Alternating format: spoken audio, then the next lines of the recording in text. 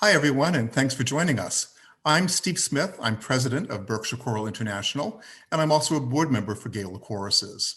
And I'm joined by Jane Ramseyer Miller, who's artistic director for GALA, and our host for this program. Hey, Jane, good to see you. Why don't you tell us a little bit about what you do? So I serve as GALA Choruses artistic director, and for 26 years, I have also been the artistic director of One Voice Mixed Chorus, which is Minnesota's gay, lesbian, bi, transgender, and straight allies chorus. Great. And with your GALA hat on, say a little bit about what GALA Choruses does. So GALA Choruses is a network of around 200 LGBT choirs, mostly from North America. But you might be surprised to learn that there are actually over 500 queer choirs across the world, including Asia, Australia, Africa, and Europe, actually in every continent except Antarctica. And GALA offers resources for choirs, quadrennial festivals, an annual leadership conference, and in 2021, we are hosting monthly virtual events. So come join us. Great. And I know when we can sing together in person again, there'll be a lot of music to catch up on. Yep. And for those of you that don't know about Berkshire Choral, we're a nonprofit organization that creates unique performance experiences for amateur choral singers. We do this across the US and Europe. And what we do is we team up with a great conductor, we pick one of the major fun works in the choral orchestral repertoire, and we invite singers like you to join us for a week. So basically, we're a fantasy chorus camp for people that love to sing. Now, you and I, Jane, we've been friends for a long time, and I know that we share the same passion for social justice and that we understand the power of choral music to inspire change. Yeah. So that got us started us talking a few months ago about creating these programs. So what are we going to learn about tonight? So tonight's event called Rise Up explores several original compositions that address violence against Black lives. And I have three incredible guests who are both composers and conductors, and I can't wait for you to meet them. Great. Well, I'm going to let you get to work, and I'll see you again at the end of the program when we do the Q&A. Thank you, Jane. You're welcome. Welcome to Rise Up, exploring choral music and social justice. I am so honored to have three incredible guests here tonight, Eugene, Tesfa, and Alysia. Please tell us a little bit about yourselves, starting with Eugene. Good evening. It's so good to be here with you, dear friends. And Jane, thank you so much. My name is Eugene Rogers, and I sort of wear three hats. The director of choral activities at the University of Michigan, the artistic director at the Washington Chorus, and the founding conductor of the Sphinx vocal ensemble, Excerpts. And Tesfa. Hey, thank you so much for that beautiful introduction, Jane. It's great being here with friends. It's awesome seeing these amazing faces right now. I wear mostly two hats. I am, three hats. A dad of a 3-year-old daughter, Aida, husband to my wife, Michelle Bendette, and I am assistant professor at St. Olaf College, where I conduct the Viking chorus and the chapel choir, teach voice lessons, and a course called Music and Social Justice. Alysia. Well, hello, good evening. Hello to everyone. Thanks so much for this invitation, Jane. And I am a government employee. So I work at the Maryland State Department of Education, where I oversee and promote public school arts programs. So music, theater, dance, visual art, and media arts for pre-K through 12th grade. So servicing over 900,000 students throughout the state of Maryland. And in addition to that, I'm also the executive director and founder of Cities Girlchoir, which is a girl empowerment choral academy operating across 3 states, Pennsylvania, New Jersey, and Maryland. And I also am a composer, and that's a new hat for me and one that I'm really excited about, and a new venture for me in terms of sharing the music that I create with more ears. Okay, now that I hear all that you're doing, I am even more honored that you are with us tonight. So thank you in your busy Zoom schedules. Thanks for being here. Many of us grew up singing in some fairly diverse settings, but then we were trained in a choral milieu that was very embedded in white culture and Western music. Choral music, especially Western music, is traditionally valued as art for art's sake. But why is it important to challenge that? Why should choirs address or sing about issues of social justice? Well, I guess I'll start by saying I wasn't brought up in a choir culture that's steeped in whiteness. I didn't grow up in a religious community. I found community youth choirs as a way, was my entry into communal singing. And in the middle of a choir rehearsal was when I decided this is what I want to do. I want to sing for a living. And I made a real definite shift that day towards making a more artistic choice for my life and my life path. So choir has always felt to me like a space where ideas, music itself has always felt to me like a form to share ideas, a forum even to share ideas. And we're sharing it because we are musically inclined. We're sharing our ideas musically. And if we were painters, we would share them painterly. And if we were, car mechanics, we'd do that, right? So I've always thought about it that way. So I've always thought of music as this space for communication and for collaboration in that way. It's never occurred to me that choir was this sterile place until I went to college. And choir was so, I'm going to use the word unbearable for me for 8 years. For 6 years, I forgot I liked choir. Yeah. And until I finished. And, that speaks to, I'm older. So that speaks to, there was, a lot of stress between sometimes vocal departments and choir departments. And I'm hoping all of that has eased and is gone. But when I was in school, it was still present. And there was no room for dialogue. There was no room for discussion. It was all product based. And product is not important. Only process is important. That's where we spend most of our time.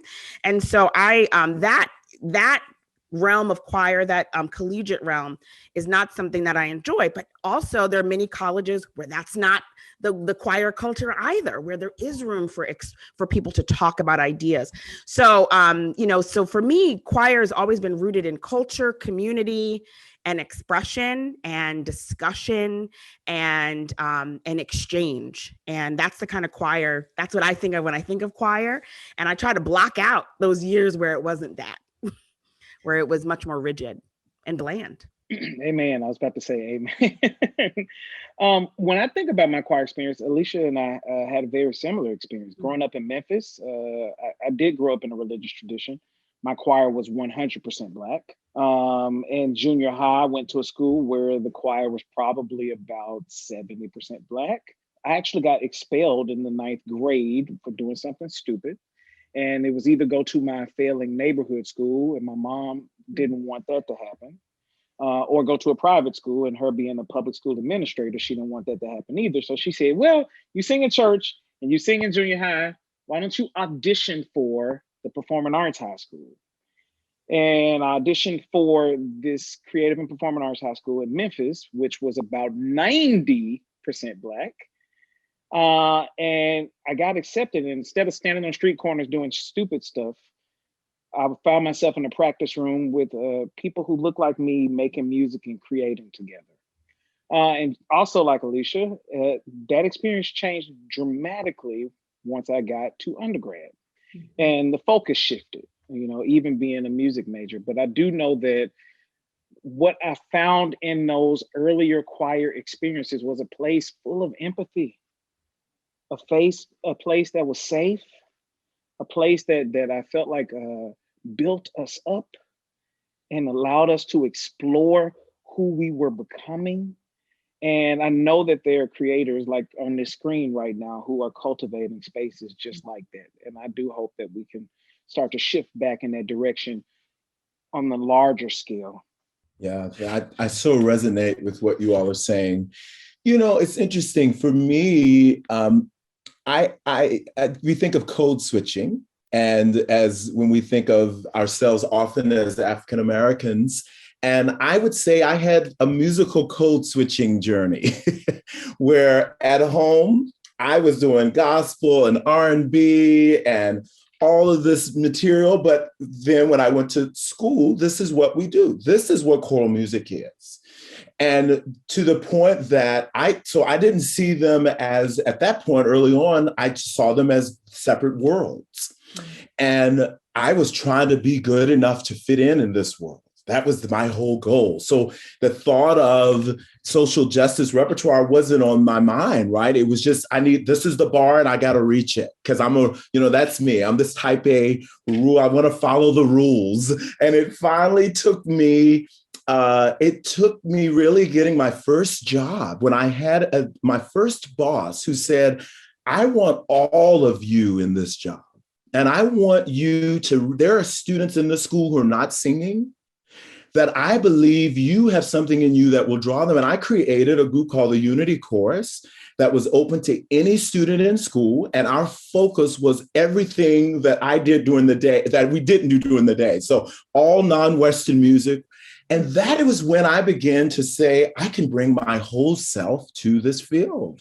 And it wasn't until really he gave me permission, if you will, to do that. And so I have since always now in my jobs thought it's not either or, it's this and if I want all of the students in this university or school to find themselves in the repertoire and the stories that we tell, if I only approach this from an art for art's sake, then I am limiting the reach. There are some students who can only relate to what I'm doing because I program a work like The Seven Last Words of the Unarmed. So it's now a part of my absolutely fundamental belief about our need to reach the broadest community. If we want our concert halls to look the same, then we should keep doing what we're doing. But if we want to connect to everyone, we've got to tell more diverse, sometimes challenging, difficult stories. So that's a bit of my journey. The joy of making music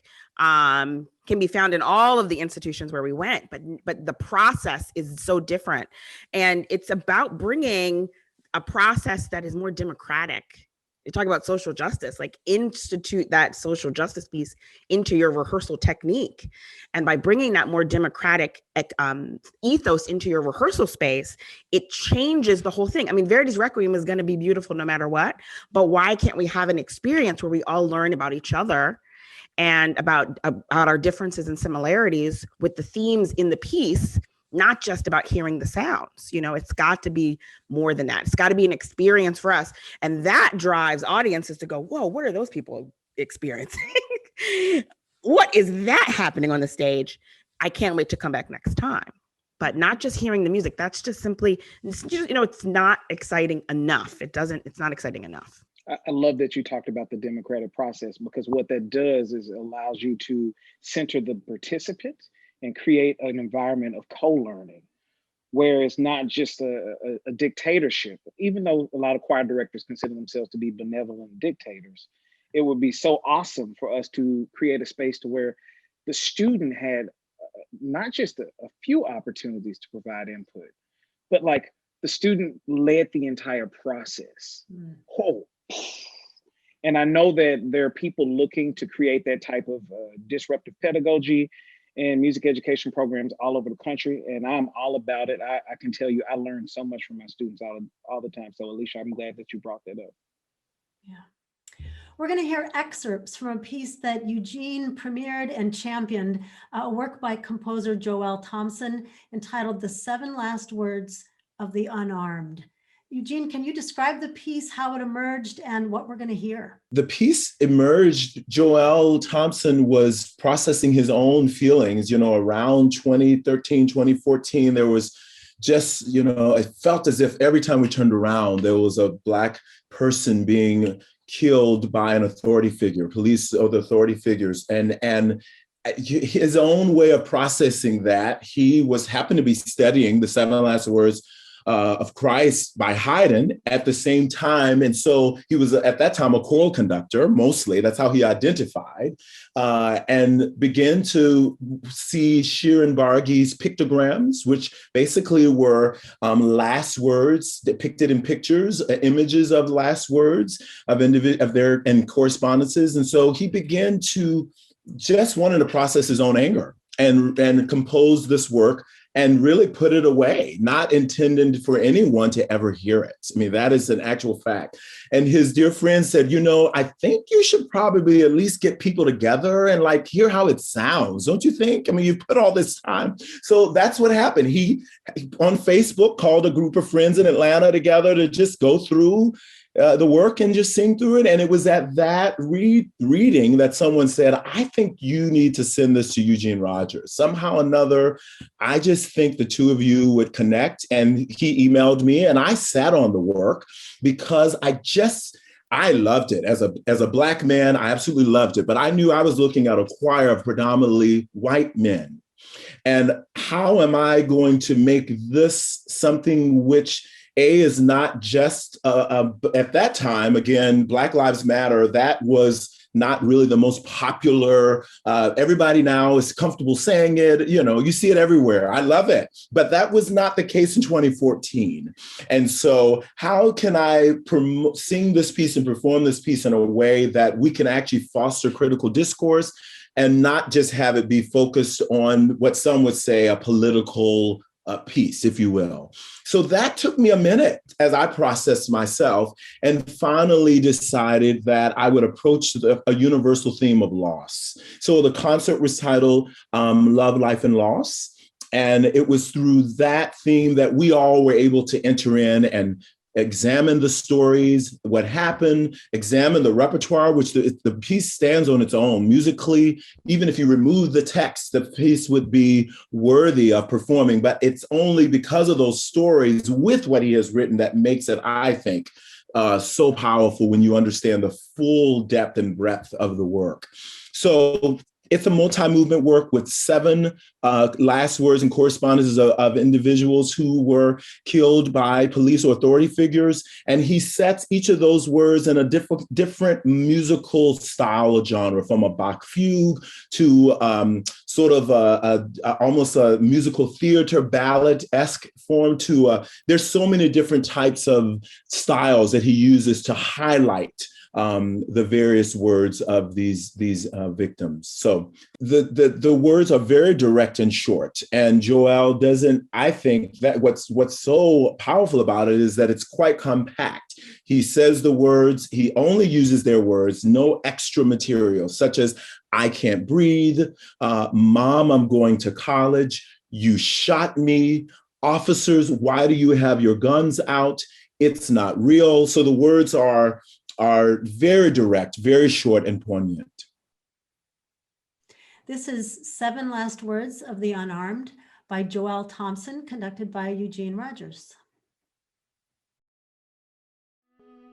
This piece purposefully is very shocking, and it is meant to inspire a reaction. I don't think great art should always make us feel comfortable. It's easy to get wrapped up in anger, but I feel a lot more needs to be focused on honoring their lives.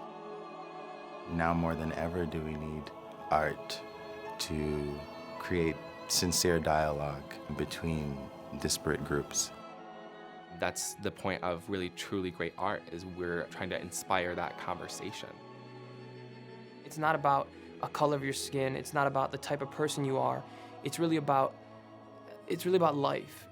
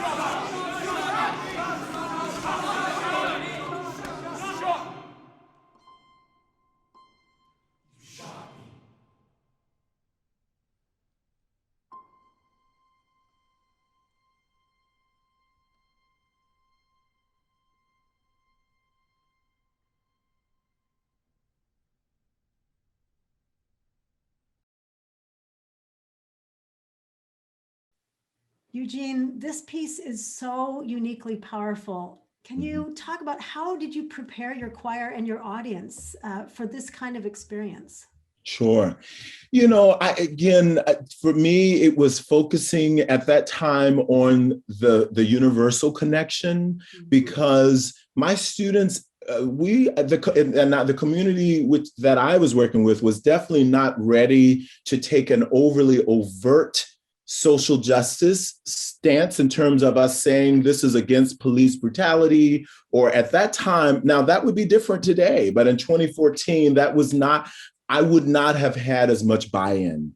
And my students know that I talk a lot about telling the truth on stage, that we must believe you. You don't necessarily have to believe everything you're singing, but the audience must believe that you do. That is your job as a performer, as an artist. And so through the understanding of loss, we were all able to find our own approach. And I intentionally sat right in the middle. We had some perspectives that were here, some that were here, and I tried to make sure my job was to facilitate that dialogue, to make sure we were always accurately understanding the stories of those victims. This is why the 7lastwords.org website, the law school partnered with me in the School of Education to make sure, in addition to this work, that we gave all the factual cases, the understanding about how many Black people have died at the hands of police, and to really give factual statistics about this, so that we weren't just relying only on our emotions, because there were a lot of emotions, right? And a lot of perspectives. And so I felt the more we could focus on the fact, the more we could focus on our connection together, and I felt as if the students really on that process, because they were given permission to enter in their own way, I felt as if the students went on that journey in a way that was positive and very cathartic. I do feel like now our country is in a different place. They are ready to have even deeper conversations, more direct conversations than I think maybe we were ready to have at that time. So the audience, it was, a mix. Obviously, there was a lot of program notes about the work. And then before we performed the work, I introduced why we were singing the piece and how we were making sure that we were singing the piece for anyone who lost their life before their time. To me, regardless of where you stand politically, any life lost before it should have been lost is worthy of us singing about and acknowledging. And that's how, we performed this first for 3,000 people. That was the premiere. I wanted to, that's a lot of perspectives. So I was hoping by at least focusing that energy towards that people would at least be calm enough to listen. And then I paired it with John Legend's In Common's Glory. At that time, ending with I Can't Breathe, I knew that the audience, because this was a glee club, we were used to singing, Michigan songs and fight songs. I knew that I couldn't end that concert with I Can't Breathe. I needed to take them on another journey to action. Okay, we all have felt this. We've gone on this journey. Now, what can we do together to hopefully bring about change? So that's how, some ways that I hopefully facilitated some of that process. Alysia, Tesfa, do you want to add anything about your experience of hearing this piece or understanding the piece? I would just like to say, I think our country is in a different place now, but I do think that performance helped us to get there. For the choir world, that piece was shockingly comforting to so many people of color. We need to hear more stories on the stage. And, this idea, this double consciousness that we experience as Black Americans, and sometimes feeling this need to code switch, this need to show up with partial of you and to, under the guise of professionalism or this or that, or, and seeing on stage a story that represents Black Americans being shared with dignity, being performed by young men of different races. It was very powerful. And I think it prepared a lot of us to think differently about and also to demand some differences about what we want on our stages. I really think it was a revolutionary moment. Thank you. I definitely took a little heat. I'm sure. There were some who thought, why would you ever program this, of course, but I thank you for that. That's what it's, that's the goal, is that you hopefully touch and inspire and challenge.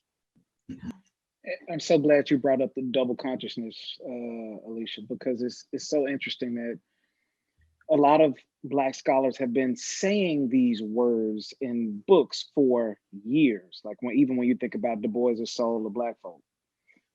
And in chapter 11, he touches on the double consciousness. Basically, he was so happy that his son died, that his son didn't have to live in this hateful America, that he would rather his son not live. Like to process that, to think that, people have been saying these things in books. When you think about Baldwin's words, when you think about all these Black scholars and activists have been screaming at us for so long. I am so happy that Eugene had the courage and conviction to allow for a work like this to be performed in a predominantly white space. Because it seems like those words from Du Bois and Malcolm X and so many other Black people who have been screaming it, they reached deaf ears. And I think that you were able to penetrate them with this art. So I appreciate you, my brother, and being willing to take that bold step and bear witness to what so many Black folks have been feeling for generations. So I live about 5 blocks from where George Floyd was murdered. And last summer, it was an incredibly powerful and hopeful experience to be with people on the streets of every race, every color, every age, size, shape, out on the streets and protesting. And then I pulled up recently this quote by Simon Balto from the Washington Post, and he says, "A white person saying, 'I can't breathe' at a protest when they're essentially at zero risk of ever enduring a police chokehold is not a particularly meaningful act." It just reminded me of these conversations about what is the role of predominantly white choirs singing music that addresses racial justice. And Alysia, I know I've heard you talk about the importance of singing a message authentically. Can you address this? How do you help choirs to find their own story? Absolutely. Well, for me, it's about juxtaposing this idea of gestures and structure, right? And so a gesture is an ornament, right? It's a token, it's a small movement, where a structural movement or a structural change really gets at the complexities of the systems that interconnect, that create the systems that we live in currently. So when you're thinking about social justice music and how, or even a social justice message, and its connection with whiteness or white audiences as well, or white singers, right? We're looking for that same piece. We're looking for structural changes. People often ask me, because I've been doing social justice work a long time, just like my colleagues here, what repertoire can I do that will make my choir an anti-racist place? What songs can we do? What composers should I bring in? What conductor should I bring in to lead, to guest, that will make my organization an inclusive place? And the answer is, there is no one. There is no song. There is none. There is only deep and meaningful, powerful work that is done over a long period of time that will adjust and change the course of the culture that you have built over time to a new culture that is inclusive. But what the guest conductor can do, right, or what these gestural pieces, the repertoire is a gesture. What it can do is it can help to facilitate deep and meaningful structural changes in your organization if you use the tool correctly. If you allow it to be something where you sit and have discourse, and even just exercising this ability to talk about race, which one of the reasons racism continues so rapidly in our country is because we've all been taught and socialized that it's rude to discuss it.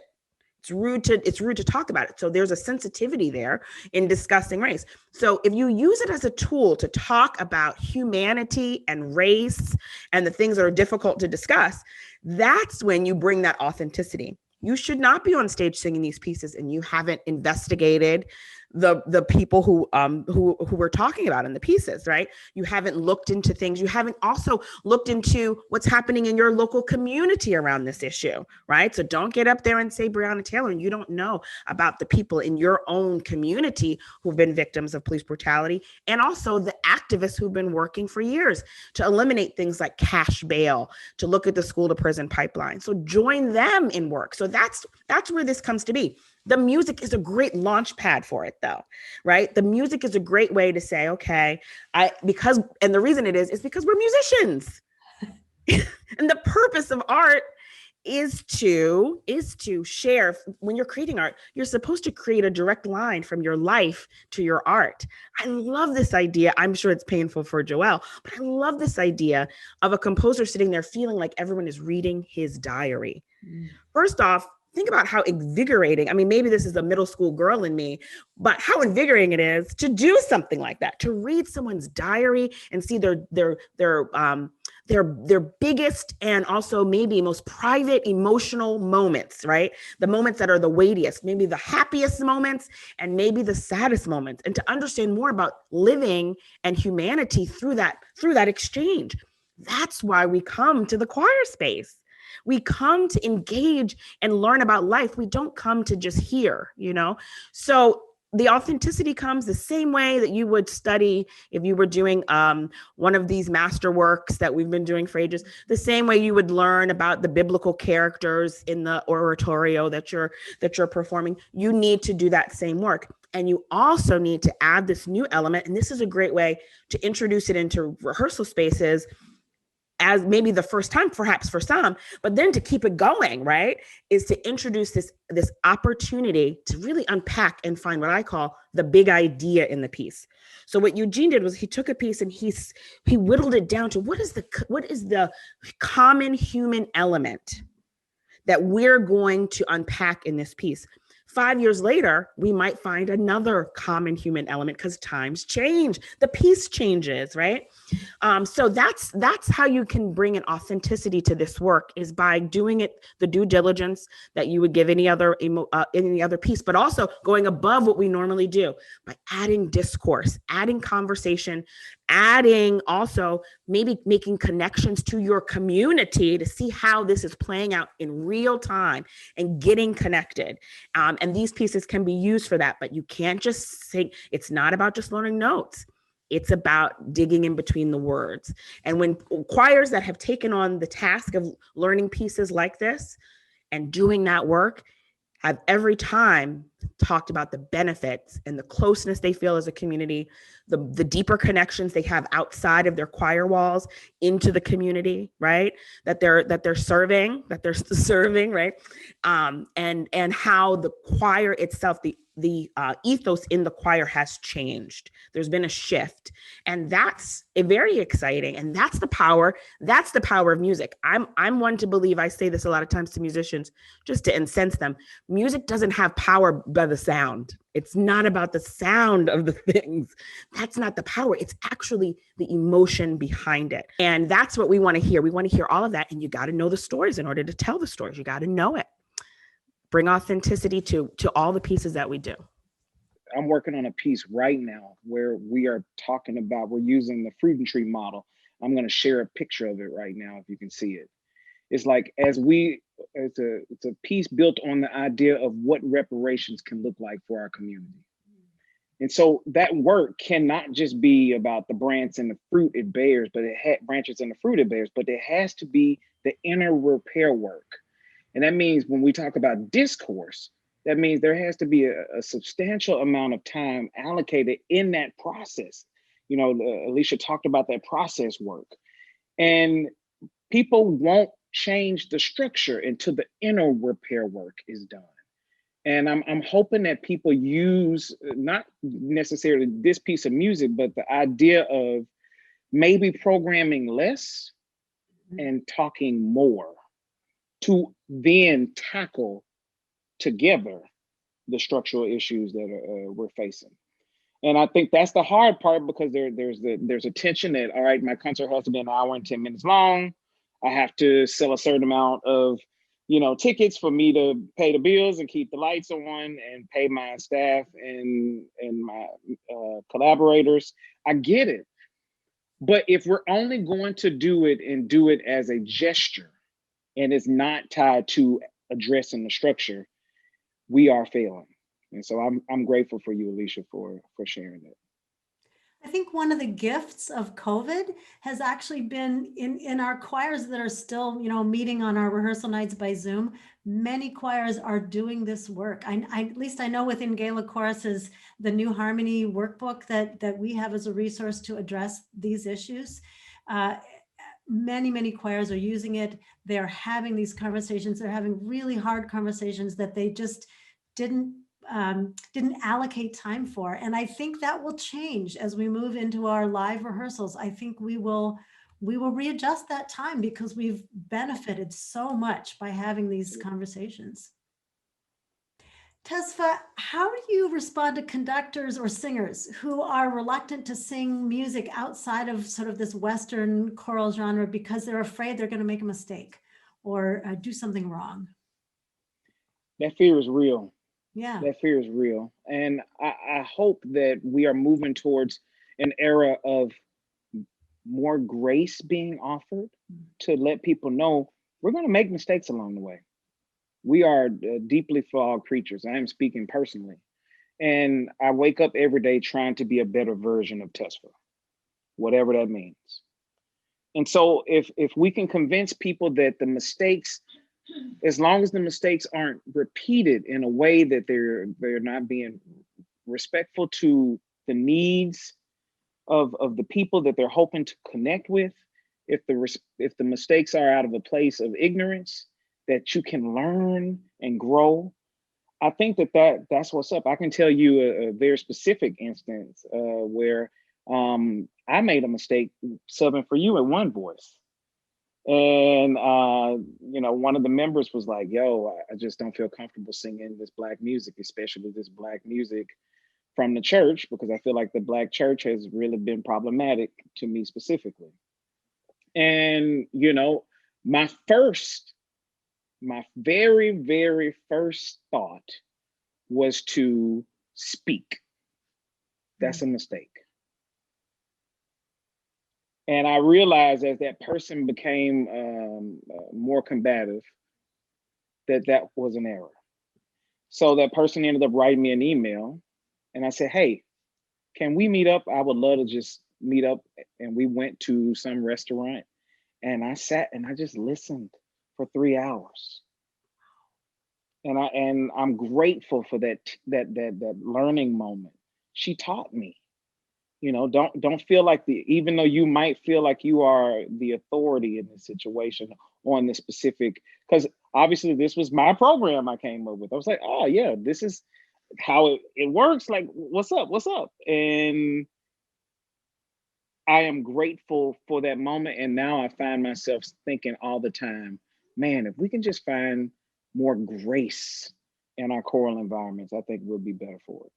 I was going to say, I'm just so moved by that. I've had completely the opposite experience with that, in terms of me bringing that some issues to others and having them not respond in that way. I think that's such a beautiful story, Tesfa. I mean, that is the key, because this is messy work. I think that's we all are, we some of us have type A personalities. You want everything to just fit in its perfect little spot.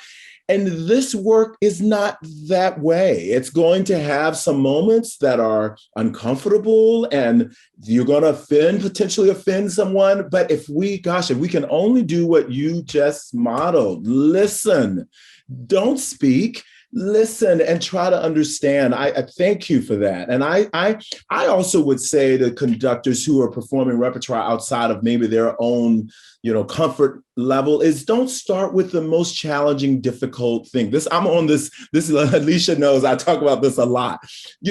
Start with, it's like getting into a hot tub. You might not just dive right in. You might start with your big toe first, just a little bit. And I would encourage people, just explore something that you feel comfortable, and learn and treat it with respect, and consult with individuals and work with your community. That's enough. That's good enough. And then you will find the group will change and grow, and you will grow, and your comfort level and exploring more repertoire outside of that, your own comfort is what will happen. So I that's what I tell people: start small, but deeply, with much respect and depth. Tesfa, talk about the concert that you created connecting the 50th anniversary of the LGBT Stonewall riots with African-American spirituals. That concert was all about resistance and resilience. And when you think about my people, my Black folk, we are definitely resilient. Holy smokes. When I think about the story of my mom, who was born in 1947, who was a sharecropper as a little kid, who then moved to Memphis. And I cannot even imagine what it was like to grow up in Memphis at that time, to then become elementary school teacher, to then become a middle school teacher, to then become an administrator, and to then raise a boy all on her own. That strength, she's resilient. And I learned at an early age is that we need to start looking at our Black women out here who are some of the most resilient people. I can gush about my mom all day long, but it's real.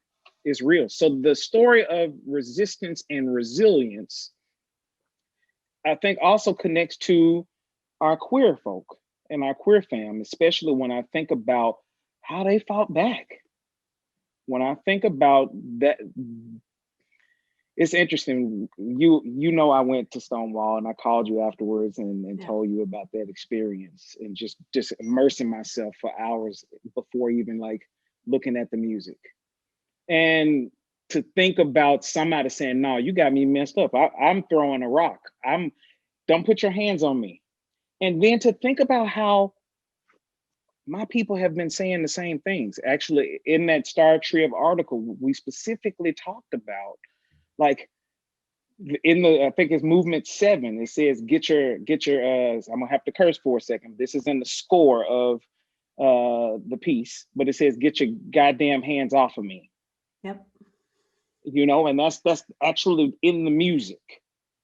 And if we think about I grew up watching in Memphis, Tennessee, watching police officers abuse their power and hold my friends down and decide that it was okay to belittle them, emasculate them, and how, if we could combine our stories of resistance and resilience together and unite the fight. Oh my God. That, you know, as Eugene programmed the Common and John Legend collaboration, glory, one day when the glory comes, it'll be ours. When victory is won. That's what victory looks like to me, is in that when we decide to join forces together. So that was the idea of the concert. And, you know, the songs were songs of resistance and resilience, including the second half as well. Speak Out was composed for the 50th anniversary of the LGBT Stonewall Uprising. I was asked to write the final movement of an 8-movement piece as a call to action. And this piece was actually written in 2018 and premiered when Tesfa was conducting One Voice Mixed Chorus, but it was filmed in Minneapolis after the murder of George Floyd. And the intersection of these issues of queer rights and African-American rights flowed very naturally out of the work that Tesfa had already done with One Voice. This is Speak Out.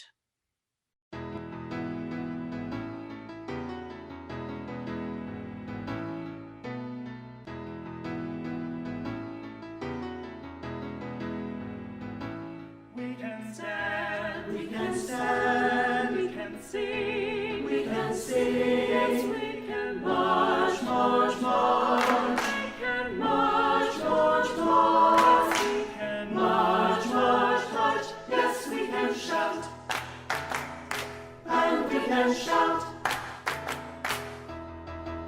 Never again, we're not going back, one step forward, we're not going back. Never again, we're not going back. Speak out and be heard. Speak out and be heard. Speak out and be heard.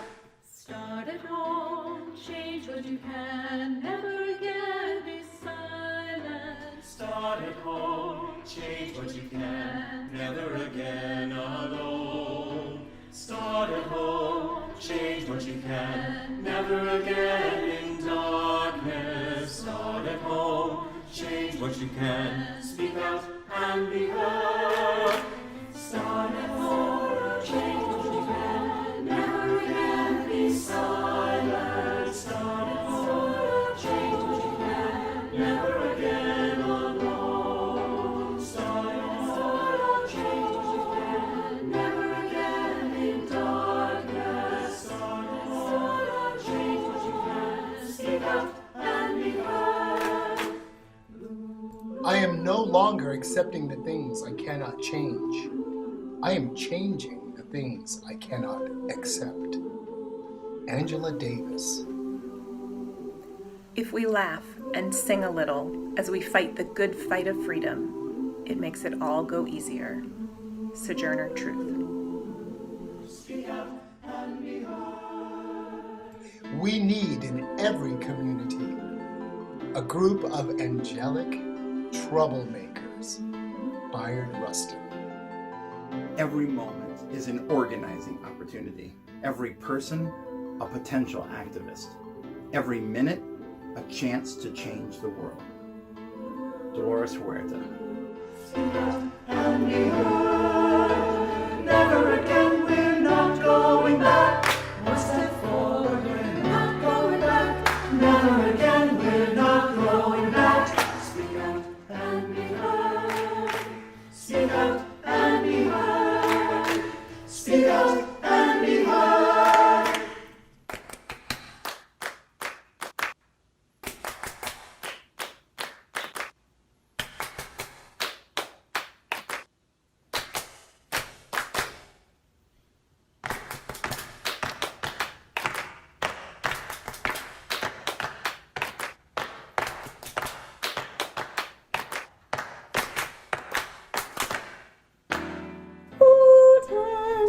Speak your truth. Know our history, Trust our youth. honor elders. Share food, demand respect. Soon and soon. Show kindness. Love your neighbor. Run for office. Write a letter. Pray, march, sing, vote, speak out, and be heard. Hold hands, speak your truth. Know our history, trust our youth. Honor elders, share food, demand respect. Soon and soon, listen more. Time to learn. Listen, Gaelic, share. Pray, march, sing, vote, speak out, and be heard. Hold hands, speak your truth. Know our history, trust our youth. Honor elders, share food, demand respect. Soon and soon, strive for changing and never end. Darkness, pray for, speak for, speak out and be heard. Speak out and be heard. Speak out and be heard. Speak out and be heard. Speak out and be heard.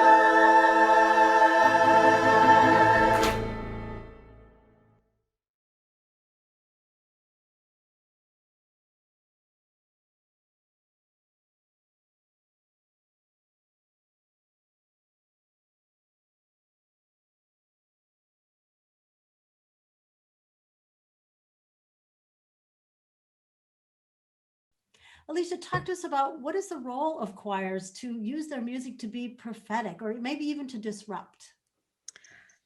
You know, when I think about the potential of a group of people who've come together to make art, I think about a place where anything is possible.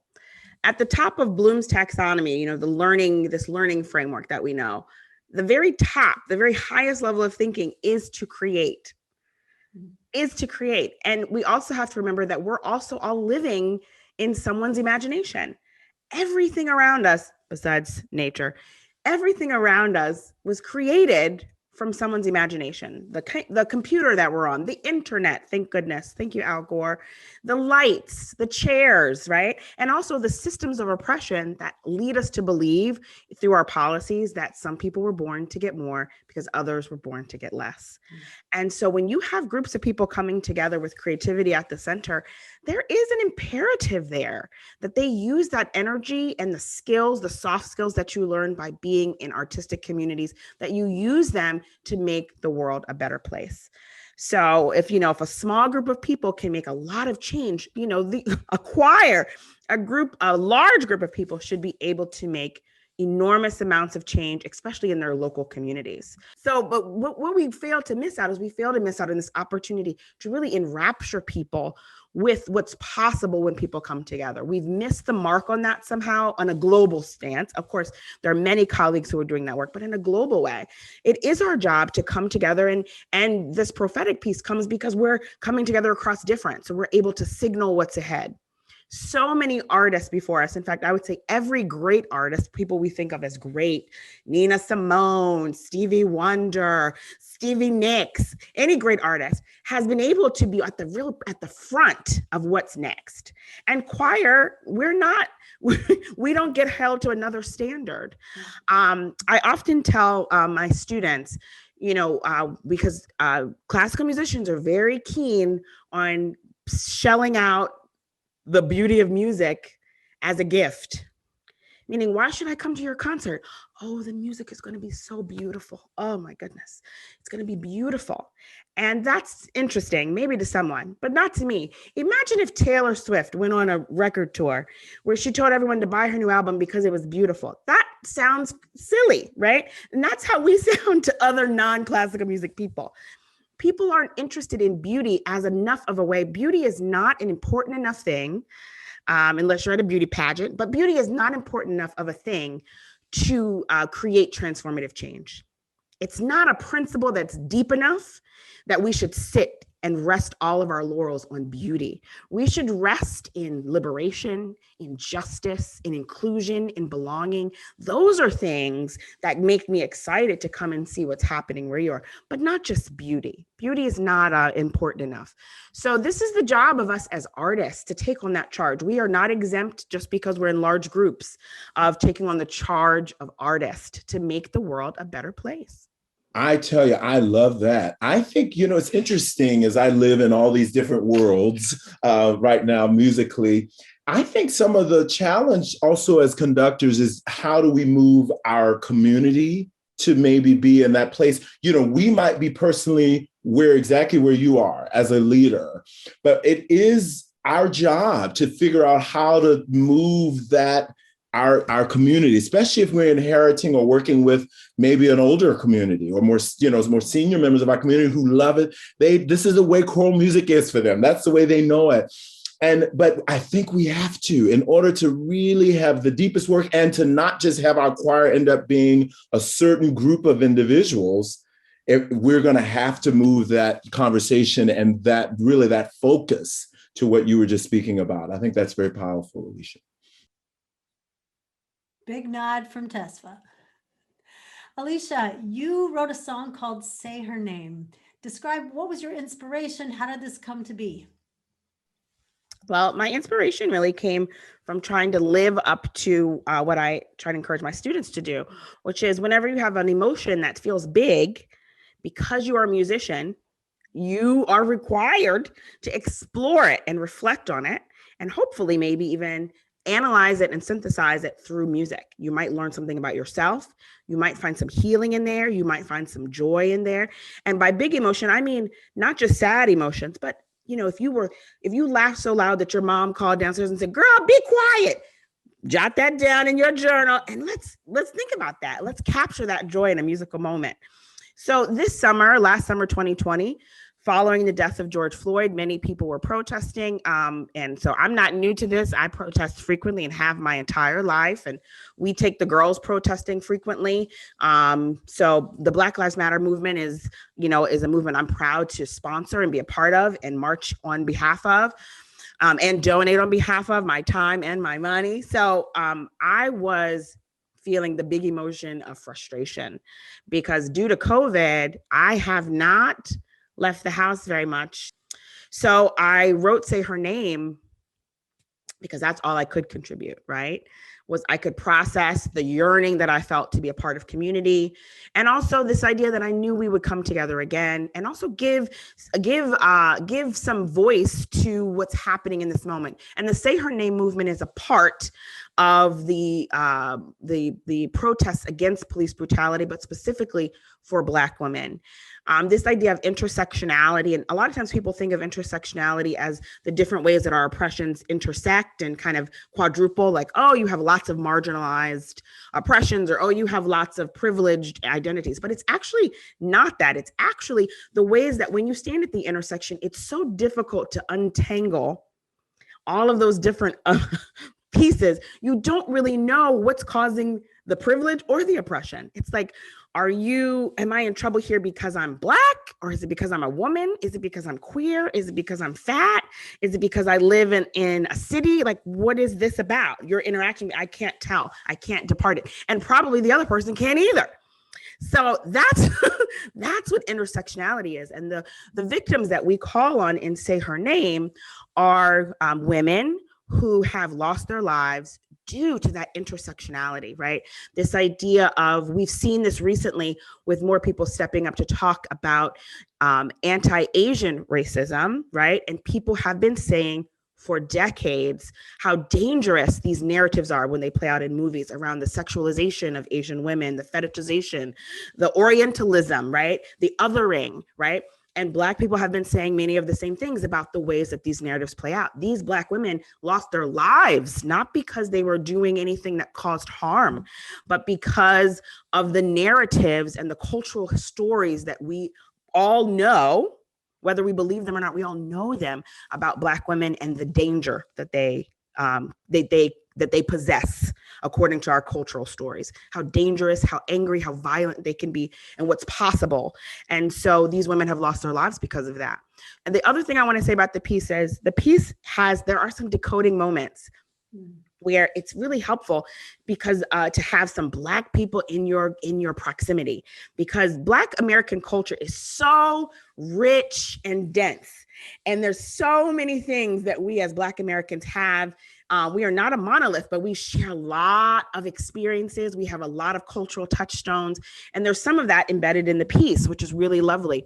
And so what I found too, and when I've gone to choirs where the choir is maybe predominantly white and there's a few Black singers, they are so excited to see those deeply, almost like so, not personal as in like embarrassing, but like things that maybe you only talk about with your family, like, the sound of the wailing of, there's a wailing sound in the chorus, yes, and that sound has deep cultural significance to Black people. And so to be able to talk about that and share from a place of sharing, not everyone is aware how rich Black American culture is. Not everyone's aware of that. And so it also gives that moment for people to really acknowledge and learn about the richness of our history, which is in and of itself another way of combating the cultural lies that we know, that we've all been told. So this piece is a call to action. And it's a call to action for the lives that were lost. It's also a call to action to change the situation. You know, we can't dwell in a place of what caused this, right? We can only dwell in a place of what institutions are responsible and must transform. We can only dwell in a place of how do we create a new world where this framework, these cultural stories, is not the basis of what we all know about each other. How can we reimagine? And the answer is by executing and exercising our creativity, we can build a new world of our imagination with those pillars of freedom and justice and liberation. And that's hopefully what this piece inspires people to think about. Say her name, say her name, say her name. She cannot be forgotten by us. Say her name, say her name, say her name, say her name, say her name, say her name, say her name. She cannot be forgotten by us. Say her name, say her name, say her name, say her name. Put her name in the air. Put her name in the air. Put her name in the air. Put her name in the air. Say her name. Say her name. Say her name. Say her name. She cannot be forgotten by us. Say her name. Say her name. Say her name. Say her name. Put her name. Say her name. Say her name. Say her name. She cannot be forgotten by us. Say her name. Say her name. Say her name. Say her name. Say her name. Breonna Taylor. Say her name. Tatiana Jefferson. Say her name. Say her name. Pamela Turner. Say her name. Say her name. Put his name. Say his name. Philando Castile. Eric Garner. Michael Brown. Say his name.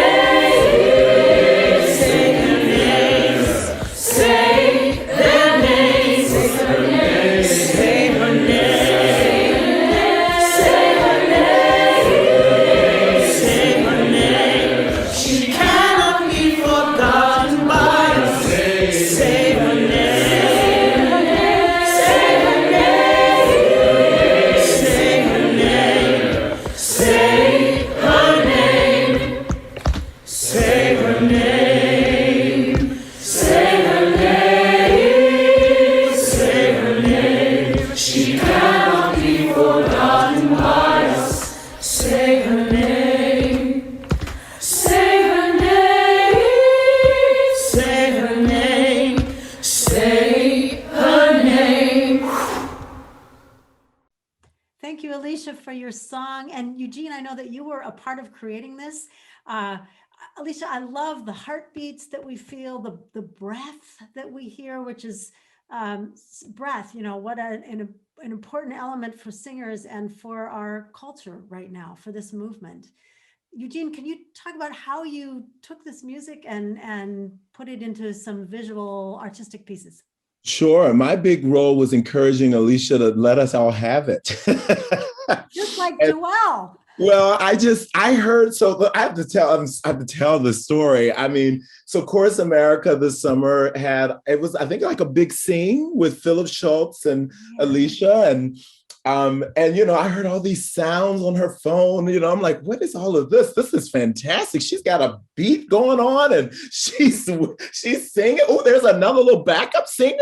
And I was like, I am in love with this piece. So I reached out to her and said, Alysia, I think we have to get this to the world. I think we have to. And she was open to that. And then she was open to an SATB because I knew we were doing at Michigan a huge all choirs start to our year as a way to just build everybody together, bring everybody together and focus on the joy of singing and obviously touch on issues that we had all been working through this past summer. So I said, would you also think about an SATB? And she was open to that. And so that text is slightly different in that one as well. They say her name, say his name, and say their names. And my role was really mostly just encouraging and just, I mean, for me, it was an instant connection. And it's so hilarious. I'm sorry, I have to share this. I shared that with Catherine Dahoney, the president of Chorus America. I said, I'm so excited. She's going to do an arrangement. She says, oh my God, I thought the song was already famous. She says, I love it so much. I didn't know it was brand new. She says, I've been singing that song all week. And that's the connection. People instantly are drawn to the melody. Thank you, Alysia. Really, thank you. Well, thank you, Eugene. Thank you for being a champion of new voices. Thank you for being a champion of Black composers. And we're all very grateful for you. Thank you. We are coming to a conclusion. Do any of you have some closing thoughts that you want to make sure are included in this conversation? I would just say that thank you, Berkshire Choral International and GALA, for, I think, having a real conversation. I'm such a fan of Tesfa and Alysia and you, Jane, and I just, to me, this felt very natural, organic. And, I hope people leave this hearing this conversation wanting to take more risks, to disrupt, as we've heard tonight, to tell more stories, even if they're not comfortable on the concert stage. I think that's the only way we're going to move choral music from what has been, as you said, traditionally art for art's sake. We're past time. And thank you for having me. If I add one thing, it is amen in what Alysia has said and what Eugene just said. It's like, we are in a better place because Eugene and Alysia put that piece of music out there for us to really dig in and do the necessary root work. So I'm grateful for y'all. And I'm grateful for you, Jane, for having the vision to bring this to Berkshire. And just know I'm your biggest fan. So I love you, my sister. Thank you, Berkshire, and thank you, Jane, for bringing us all together. It's so important. It's so important to talk about what post these times will look like, and for us to be expansive, right? This is the founding moment, yes? So we can all think of ourselves as founding mothers, fathers, and others in this moment, and we can create a new world. We really can. The world has really been broken down to a very elemental place. And as we rebuild together, we can build it with much more curiosity, much more connection, empathy, love, and connection. And that's the world we want to see, I think. I think we all agree on that. We want a world with more of those things, and we can build that together. And the good news is, if you're in a choir, I mean, we already know from Chorus America and their studies, like choir people are just great people, right? They're more likely to be civically engaged. They're more likely to volunteer in their communities, right? They are people who are about the business of community and connection. And so we're already there. We have that in our space, I didn't see that about painters or or other groups. Choirs is what it said. And so we've got that here. And so the more that we just remember who we are and think about ways we can expand and elevate based on those principles, I don't know what's next for us, or I don't think any of us know. And that's so exciting to be in this liminal space as we think about where do we go next as an artistic community. And I'm excited for the journey. Thank you, Alysia, Tesfa, and Eugene. I told my wife this morning, hey, I'm meeting with the dream team tonight. And it feels that way. It's such an honor to have this conversation with you.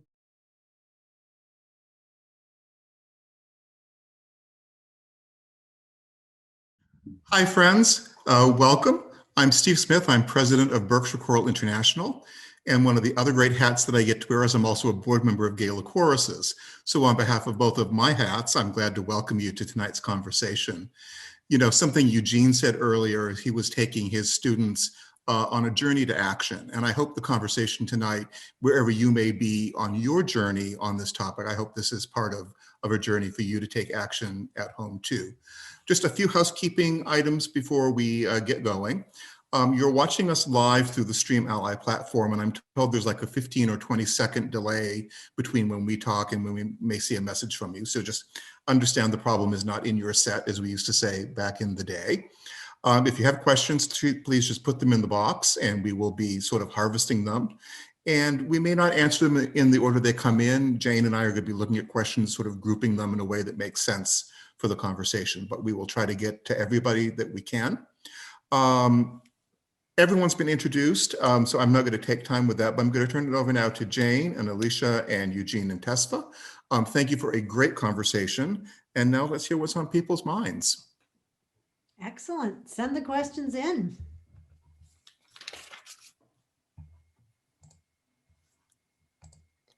And Steve, while we're waiting for questions, just a minute ago, I asked our guests how their young people, because each of them teach, how their young people are responding to the events of this week. And I thought maybe a few of you could just share a bit of how you responded to that question. Sure. Hi, everyone. Yeah, this week, of course, with the announcement of the verdict, of course, people were on verdict watch this week. But then also during that exact same time, there was a death of another Black teenager who called the police for help.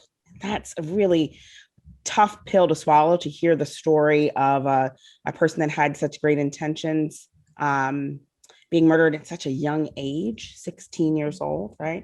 So I'm not looking forward, of course, to talking about that with our young people, but of course we will. We always do. And one of the things I mentioned was every time these horrific injustices occur, these events occur, I think this one is a little more visceral for us because she is Black and female, and I'm Black and female. Many of the girls in my choir are Black and female. So I think it'll be, just for me personally, it was like a very physical reaction to hearing the story, terror or physical terror. But what I'm always shocked by every time is, we rehearse, my choir rehearses on Saturdays, and that, the girls are, of course, talking to their families, but it's great to be able to talk to peers, right? To process things at the peer level, right? For all of us. And they're not talking about this in schools, right? Too many of them are showing up to school kind of bleeding internally, and schools are still thinking the best thing to do is to keeping on. And that is, of course, the exact opposite of what you should do. So, I am super committed to, really working with school systems and schools, educators, individual educators on building those skills and capacities so that we can meet student needs and not be doing it because of fear, right? Some teachers are not processing with their students because they're still trying to process, and that's something different. But there has to be a space in the school where when kids show up, they have space to process their fears together with peers. And so I just really encourage folks who are already doing that, like share that wealth. If you have skills in that area, like share that wealth with some other folks. Let's find the teachers that are doing that and help them to train others, because the students need that support when they show up to school. We can't just pretend like the show goes on, right? The show does not go on.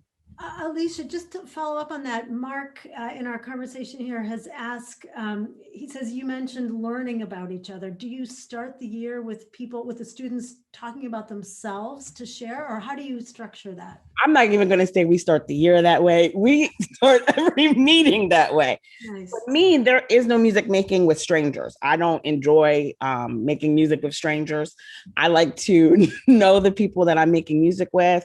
I think, so relationship building, every rehearsal, relationship build, intentional time to build relationships. Sometimes it's through the repertoire. So talking about the repertoire with each other and learning each other's stories and priorities and values. And then sometimes it's separate, but every rehearsal is infused with the opportunity. How can I get to know you more? How can I learn more about you? And, our girls, of course, come from zip codes, even in the same city in Philadelphia, we've got 36 zip codes in one choir. So there's lots of differences in terms of experience, but it's opportunities to learn about life from different perspectives. So I think that's really important, but we can't sing together. We don't know each other. We can't do hard things together without relationships. So every experience is an opportunity. And even this is an opportunity to grieve together, is an opportunity to further connect. And to feel like I have a place. So if these kids have to wait a whole week to grieve with their peers, at least there's a space for them to do so. Because families are, of course, doing it, but the peer piece is really important. It's important. Yeah. Ellen is asking, and maybe Jean or Tesfa jump in on this one, but can you say more about how choirs need to be working at process more than product? I will say, this is something that I've been interrogating a lot over the past few years, but definitely this year is a student came to me at the beginning of the fall and gave me a podcast by Dave Stovall. And Dave is basically on the board of the Abolitionist Teaching Network with Bettina Love. And this podcast just literally blew my mind open to the way we think about this system of carcerality in public education, but then to think about it in choir, is that basically choir is really a benevolent dictatorship. I wave my hands, you deliver my vision, and then basically that's the transaction that we have. And we talk about it. There's process work that happens. But over the past year, I can say that I've been really intentional after that student, and I consider this student and a lot of these students on campus to be my teachers as well. For me to basically take a step back and say, we're going to do less and spend way more time on the process. Let's talk about, what do you want to do right here? What does this mean to you? And even before we opened the piece of music this year for the first time, we brought in the composer and the actual librettist. So we were doing a piece called Our Phoenix by Marty Valverde and Amir Rabignan, two incredible trans artists. Actually, you commissioned this piece, Jane for GALA, actually. Yeah. And before we opened the music, we brought them in to share their experience and to sit with us for an hour. And so we just immersed ourselves in their stories and that process. And I can tell you that this year, the actual, I never would have imagined this. What I thought the product would be, I felt like was a lot richer. And the students had a lot more buy-in and agency. Yeah. So that was a big shift for me this year, especially as we think about process, to take a step back and say, I want to learn from you. So that was big for me this year. So you actually ask your singers what they want to discuss? Correct. Now, no, not just discuss, but actually thoughts on phrases. Why these thoughts on phrases? what about the release? I mean, to dedicate that amount of time, obviously we're in COVID. So, my situation was really hard because we had to break our groups up into 3. So it's normally a group of 120 that we had to break up into 3. And to say 3 times a week, we're going to allow for those organic conversations to happen and do way less repertoire was hard. It was like, because there's an expectation on a place called St. Olaf College that, hey, you're doing a concert, and we did 2 pieces this year. And it was a much richer experience. So I'm excited that I was able to learn and grow from those students. And I look forward to carrying that forward in my teaching at St. Olaf. Yeah. Eugene, someone's asking, can you give some examples of how some of your singers process the emotional depth of singing the 7 last words? I know you talked about it, but yes, just briefly, part of that process was, first of all, creating a space where they could sort of find their own way in.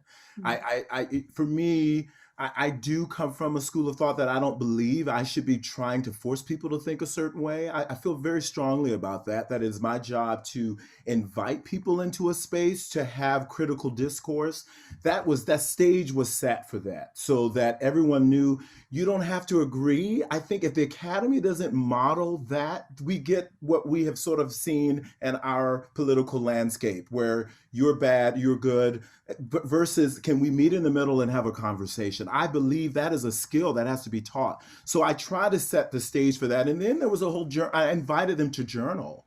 That's how we decided who would be interviewed and all of that. That was really important. I think after they had been through some of that process, we had dialogue. Now write about your experience. So that's how I learned even more about their perspectives. But so it was a sort of a process of being open, allowing them to enter in, going through the process of talking about the stories, the experiences, and then a reflection process afterwards. So that's the approach we took now. I would probably go even further. That was a process we took 4 years ago, I would go even further now. Nice. Okay, this is a question for any of you, but Tesfa spoke about that shared struggle between resistance across those people who are Black and those people who are queer. Andres is asking, could you any of you speak about the programming you've done around shared joy among those of us with non-dominant identities? I can hop in over. Alysia, you gonna say something? I'll wait till you're done. Okay. I was gonna say a piece that we brought in just this year was My Heart Be Brave. It's a piece by Black queer composer Marcus Garrett. And we were very intentional in those conversations about, as we work through this is another thing. It's like, we're very, at least me at St. Olaf, I am very passionate about bringing in the living artists to learn and say, are you willing to share with us? We're willing to grow with you and grow from your lived experience and from your knowledge and your heart. And Marcus delivered a beautiful story about his lived experience going to an HBCU, how his life, in an HBCU intersected with his queer identity and his Black identity. And it's, I'm not putting his business out there, but I will tell you that that piece for us in the chapel choir, even this year through COVID, was something that was big. I want to read you the text. It says, my heart be brave and do not falter soul. It says that deep despairing wail, my heart be brave. But then all of a sudden you think about that moment, you say the joy of it. The joy appears, thy coming morrow will be clear and bright. And it just continues to go, look up and out and rise up, rise up, rise up. And it just grows and grows. And so the strength and resilience of this piece has been so healing for us as the chapel choir. And I'm just grateful that he was willing to share with us. Absolutely. And as a person who identifies as queer and Black, I think it's important that people remember, racism is a burden. But being Black is not a burden. It's a joyful life and experience. And homophobia is a burden. But being gay is one of the most exciting parts of my life. And it's a part of my identity I treasure. I love being Black. I love being gay. I love being a woman. I wouldn't be different if I could. This isn't, Freaky Friday. So I think it's so important we have opportunities to share the joy of our identity, the joy in the community that we share by being a part of these communities. One of the ways that we've been doing that this year is we have really made an investment. Of course, I'm sure I talked about it in this piece, but this investment in utilizing the creative process as a social change tool. So, we are well on our way to, by 2024, half of our rep will be original works that are produced within our communities. And these works, first of all, we have to remember, with the death of Beverly Cleary a few weeks ago, the author, right? Beverly Cleary, what was so powerful about the way she wrote for children is she gave children dignity and sophistication. And as we become adults, we forget how sophisticated we were as first graders. Yes. We kind of see it's like your little silly little thing. But no, we were sophisticated. And that's what we're seeing. We're seeing that youth, number one, they want to show up and they have so much to talk about. Their pain, yes, but also their joys and the things that we maybe don't see. And it creates that opportunity for them to share and commiserate with each other about the pains, but also commiserate with each other about the joy of living in this time. And it's been really powerful. The piece that we're debuting next Friday is called When I Sing, and it's a 4-song work. Each piece was composed collaboratively. Voices 21C out of Boston, Martha Gonzalez, a Chicana artivista out of East LA, and then 2 staff members, myself and Anna Gresta Dugan, she facilitated the collaborative compositions of the other 2 pieces. And there's songs about joy. When I Sing is based off of a quote from Marian Anderson. And even in that, we knew we had found a great partner in Voices 21C, because a lot of folks will take the life of Marian Anderson and really focus it on her struggles, how she was denied so much, how she's toiled, instead of on the joy of singing and the power that she brought. That when we talked to Voices 21C about this project, they were like, "Oh yeah, all of the beauty. We didn't even have to." Right? So that's how you find colleagues that just get it, right? That there's so much joy, even in places where there is deep oppression. People are finding joy, and it's important that we remind each other of that through the music. So I think folks you don't even have to come to the concert. You can tune in later on YouTube, but hear what young people are saying through their music about how much they love their families, about how beautiful their neighborhoods are, about what it's like to inspire another girl and feel that magic of giving someone else inspiration and seeing them flourish. That's what young people are talking about. And so I think there's a lot to be gained by hearing the pulse through hearing these original compositions.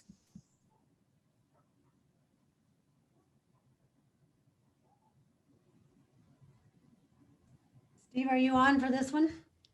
Oh yeah, so Jane, I just wanted, sort of picking up on some of these themes, I wanted to bring in my colleague Frank, sort of in the way that if you involve the choristers, the singers in the storytelling, how they can buy into that story. And one of the things that the BCI did a few years ago was a performance of the Defiant Requiem, which tells the story of, in the Terezin concentration camp, the prisoners learned and sang the Verdi Requiem in defiance of their captors. And Frank, could you just tell, I know the choristers who did that had such a powerful experience. What did you observe from that? Absolutely, and the fact that they became so involved in the telling of the story affects their experience on such a deep level. And it's this community, as you all have been talking about, and shared experience, both Jewish and non-Jewish singers alike. And we had the privilege of doing it in Terezin, which is the town where the concentration camp was, where these performances were, and it was incredibly powerful. But I think, as you are all saying, the experience of the choristers learning more about each other and the story that they're telling just added immeasurably to the whole experience and was one of the most moving experiences of my professional life as well. So Pax is asking, Pax says, it was mentioned earlier that Black Lives Matter is more accepted now than in 2014.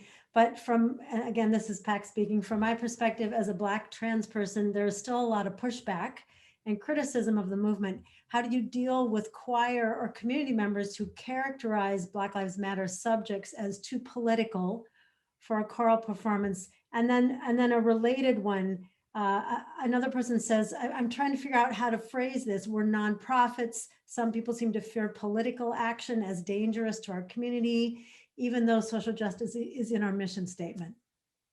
Okay, who wants it? I'll hop in if nobody else will. Yeah, no, Alysia. I'll just say my short answer is I don't deal with people that think that. And because I don't go around trying to convince people of my humanity. I just don't do it. I know everybody doesn't have that luxury. So I want to say that is a privilege.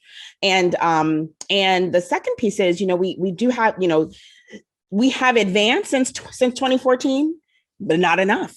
Right. Of course, there's still dissension over the phrase Black Lives Matter. It can be polarizing for some folks.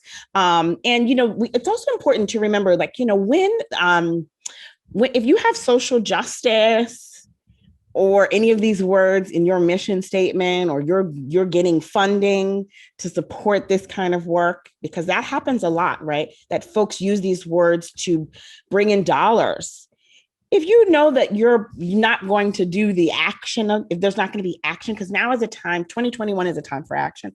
I would just really encourage you to give the money back, return the funds and let someone else who has, there are other leaders around us who are really poised for this moment. And so there's time for collaboration. So turn the funds over to a local arts leader who can use those funds to create change. And maybe you can learn something from them, but we've got to stop hoarding resources in the name of justice and fun, fancy words. This work, while there's room for every person at the table, we do have to realize that everyone's not going to come along. And at some point, we've just got to say, instead of looking at all the people that are saying, not me, I'm digging my heels in, we've got to start to look at the multitude of people who are ready to move forward. And so that's where I avert my gaze and I say, okay, well, look at this, and this beautiful community, diverse community of people who are ready to transform our world and create something better. And I just want to throw out that Lucille Clifton tells us that if we can't create something that we can't imagine, right? So we are the best imaginers around, musicians, painters, poets. So there's a whole community of people who are ready to imagine and activate a better world, a safer world, a braver world, and a more inclusive world. And I think sometimes it's important to just avert and move forward with that multitude. And hopefully those other people will join us when the time is right for them. But this is an individual journey as much as it's a collective one. And I'll speak to the aspect of people being fearful of the Black Lives Matter organization. I've spent many years working for a media company. I still work for American Public Media now in 2021. But I can say that media has done a great job of polarizing BLM. When you look at the pieces on Patrisse Cullors and you think about the way that they've gone out of their way to basically try to illuminate BLM as a grifting organization. And I think that's why some people are uncomfortable. So we need to be able to have that conversation today and recognize that white supremacy is tied to that narrative. We need to basically recognize that if you are fearful of the phrase Black Lives Matter, you have to interrogate why. And have you learned that from somewhere else? Because we need to know that as these articles start to circulate in the coming months, people will use that to conflate the issue and basically say, well, look at these people making this money. And something that Alysia just said that's really powerful is that we are at the time where people who have been hoarding these resources to do the work, maybe they should take a step back.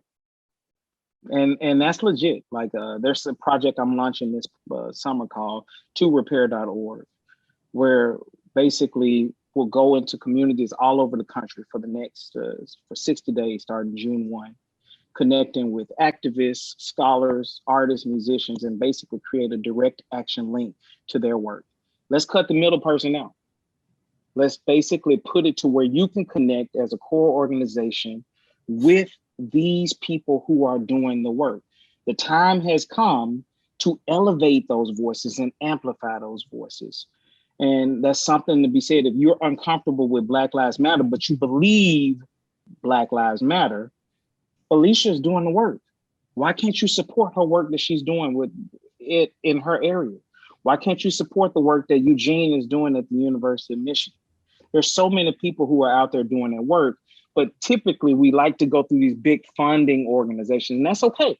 Forgive me, I understand that because it's a much easier sell. But I do believe that there is energy around going towards the ground level, having that really, really hands-on, let me immerse myself. And I'm excited about the work that you're doing, Alysia. And I'm just hoping that I can continue to learn from you in the coming years. I'm kicking it with you in Baltimore this summer. You don't know that yet, but I'm coming. I'm ready. Me too. Okay. Come on down. And I would also say that, you know, if you know that your board is not ready and your audience is not, maybe they're afraid of Black Lives Matter, you can still find ways to deal with so many issues that sort of are related to Black Lives Matter without maybe using that. Maybe that phrase turns people off, but you can still deal with the issues that are connected to that. That's another way. You have to find a way into your community. I come from that perspective that doesn't mean you shouldn't do the work. Find a way to enter in that maybe will allow you eventually to be more bold through your board and your audience. So to say it's either or, I don't think we can go with that. I think we can figure out a way to gradually enter in. So that's just my PC way, maybe. Well, and the nonprofit geek in me just has to answer one part of that question, which is, as a nonprofit, we can't do partisan work. But, you know, Black Lives Matter and anti-racism has been politicized, but it's not political, it's human. And so your nonprofit choosing to engage in this work, no matter what words we use, absolutely has the right to do that. I would say the responsibility to do that. But don't let other people, as Tesfa said, you know, the media, don't confuse people politicizing something that isn't actually politics. Absolutely. Done. Amen. Eugene, yeah, I think I'll ask this of Eugene. This person's saying they want to hear more about code switching. I know you've all talked about this too. And the fact that classical or traditional music isn't an either or choice when working on music about social justice. The fact that classical music, that first part, I didn't hear you. The fact that classical traditional music isn't an either or choice when working in music about social justice. I think it's about integrating different kinds of music into these issues. Sure. You know, for me, code switching that's, you know, as an African American, you are almost, it's a part of your complete identity. You cannot, I don't even know how to live without code switching, because it is the only way, actually, as a person of color, that I have been able to have success, because I have at home, life at home is often quite different than life at school or in the corporate America world. And so as a person of color, I've always had to do that. So I know for me, as it comes to, I've worked my whole life to try to be one person, if you will, to be that same person in all of those settings. That's why on the concert stage, I might go from Bach to Seven Last Words, because of the fact that is all of those voices are a part of my story. And I think the more, even if individuals are not used to having to code switch, the more that we can learn to know that perspective of our students or audience members, the more buy-in we'll get to the art that we make. So that's my best way of answering that question. I think I don't know if I fully understood it, but that's my response. Sarah is asking one of the biggest, and I think we're getting near the end here. One of the biggest takeaways I heard tonight was about people not wanting just beauty, but wanting purpose. As we try to be more inclusive spaces, especially in predominantly white choirs, what are other ways that you'd recommend fixing the white choir problem?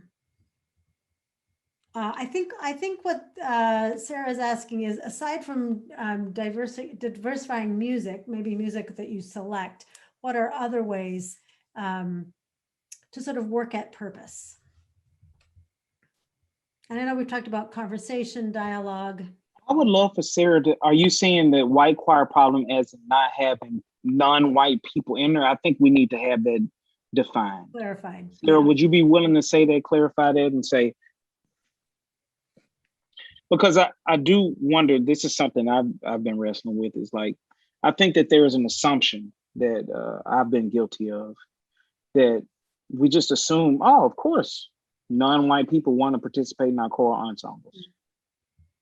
And, you know, we just need to make it accessible. We need to just bring them in. It's like, really? Yeah, that might not work. And that might not work. You know, that probably won't. Yeah. And so for me, I will say, and Eugene and Alysia, you can chime in here. For me on campus, like, it's always been about relationships at St. Olaf. It's like, so I'm the faculty advisor of a group called the Black Ensemble.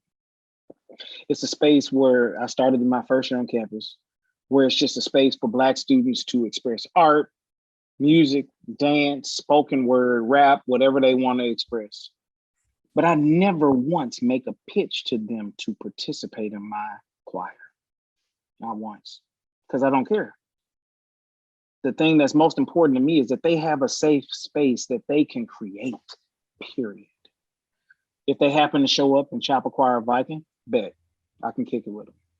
But the reality is that so often people see the end game. They see, oh, is the relationship because you're trying to get me in your ensemble? Right. Is the relationship because you're trying to make me a collaborator? And if people can peep that game, y'all, people can see that from a mile away. So it's critical that you make it literally be about the relationship, like that they matter and that you don't want anything from them. And I will say, somehow this year, we've actually, in all my classes, Black enrollment is up substantially. But do I think it'll continue? I have no idea. But it's something that I can at least look to and say, hey, it's nice to see people who look like me in the classes.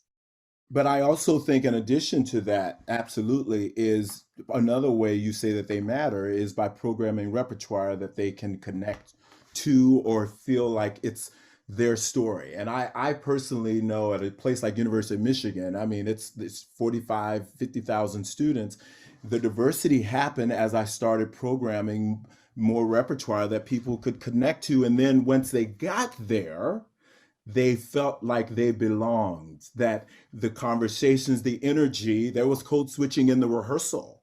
You know, the way I personally believe code switching happens in the way I teach a gospel piece versus the way I may teach Mozart. I think all of that makes people feel like, well, this may not be my first, enjoyment, but I feel right at home over here, depending on the student. I think all of that brings more diversity in our ensembles as well. So how we rehearse, how they feel like they belong, and the repertoire we program. So absolutely, we want to take the transactional nature out of relationships. We eschew capitalism. We don't support it. So what we're hearing from Tesfa and Eugene is, number one, if you don't rely on us to come in and change your space, prepare the space. If you want more diversity, make the space more inclusive, whether there's people of color there or not. Inclusivity does not require diversity. That's crazy. That's a t-shirt. So come on, you need to, I was about to say, no. Do not, look, pause.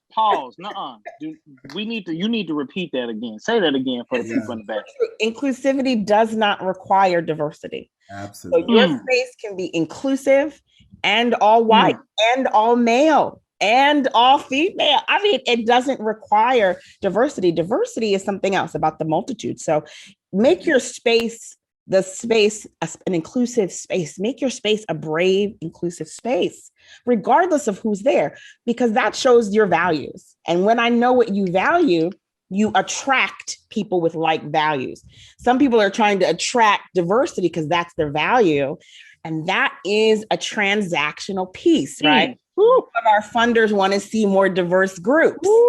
And the funders can't drive the conversation. You can bring it back another day to talk about funders, but funders don't drive conversations. The reality is we shouldn't be seeking diversity. We should be seeking that this space is at the root of some of our spaces. We have ideals and ideologies that do not maintain our stated value of inclusivity. We have ideologies that are part of this space that do perpetuate and are rooted in white supremacy. That's what we want to remove. And so we can't chase diversity. We don't chase the funders. We got to have another session about the funders, because sometimes we have to educate the funders on what this process is. And that is how that goes. It does not go the other way. So we want to see those ideologies rooted more firmly before we start seeing, the folks pop up. So you see, like Tesfa and Eugene, the choirs start to populate because they themselves, as the leaders of those spaces, have the right values, and they're infusing those values in the organizations that they run, in the choirs, in the body. And so then we see the diversity, which is the fruit. Diversity is a fruit, and you have to earn. Fruit takes time to whatever. What does fruit do on a tree? Is it blossom? Come on. Yeah, probably. Ripen. Yeah, ripen. So you don't get the fruit. You don't get the fruit without the soil and the work and the sun and the wind and the. You preach the sermon. Let me just say, if we can excerpt everything she just said, y'all, in the last 3 minutes, you had me rocking like I was a member of the motherboard at Greater Middle Baptist Church right now. I'm just like, ooh, she is delivering the sermon right now, and I'm not gonna say nothing. I'm just gonna rock and smile and nod. The best colleagues ever. There we go. Okay, so obviously we need to have part 2 of this conversation, because we're just starting right here. Thank you all. We are past 30 minutes of this conversation. It has been amazing. If you are viewing, listening, and you have colleagues or friends that you want to invite to watch this this conversation, please invite them to come back on April 24 and April 26 for encores. You are also all invited to the next event, which is called Hear Me Roar, 50 Years of Feminist Choruses. It's going to be an amazing discussion about feminist choruses starting 50 years ago and how they have changed and evolved until today. That premiere is Sunday, May 23, so a month from now. Steve, what else do you want to add? I have to find my unmute button. That was it. You did all the business work. I just want to thank you. What a great conversation. And Alysia, I want to get a sampler and write that last part in that. We'll talk about that another time. Thank you, everyone. Really just honored to be able to host the conversation. Good night, everybody. Good night. Good night.